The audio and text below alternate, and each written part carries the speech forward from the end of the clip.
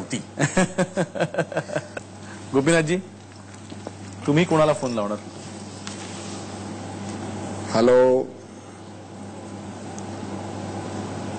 प्रमोदजी, मी गोपीनाथ मुंडे बोलतोय. हो, गोपीनाथ मुंडे बोलतोय मी. आपण एकाच वेळी कॉलेजमध्ये होतो, एकाच खेळाच्या मैदानात आपण खेळलो, एकाच वेळी अंबाजोगाई सोडून आपण पुण्याला शिकायला गेलो, एकाच वेळी आणीबाणी जेलमध्ये गेलो, एकाच वेळी आपण राजकारणात आलो, एकाच वेळी राजकारणात आपण यश संपादन केलं.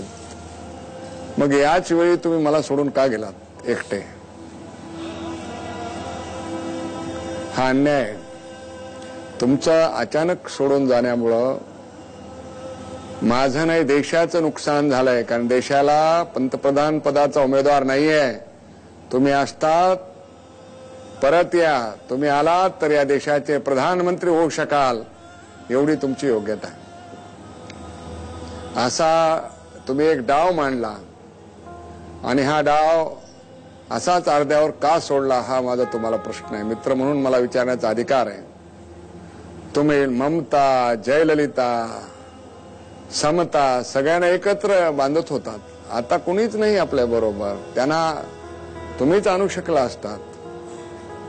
शिवसेनेत आमच्यातही कधी मतभेद होतात, पण ती कशी टिकवायची ह्याची कला तुम्हाला अवगत होती, आम्हाला कुठे. अशा स्थितीमध्ये तुमचं असणं किती आवश्यक होतं. आणि तुम्ही देश आज परत या. तुम्ही आलात तर या देशात नक्की क्रांती झाल्याशिवाय राहणार नाहीत. आणि तुम्ही आलात तर माझ्यासारखे असंख्य लोक तुमच्या पाठीमागे उभा राहून ही क्रांती घडवल्याशिवाय राहणार नाहीत.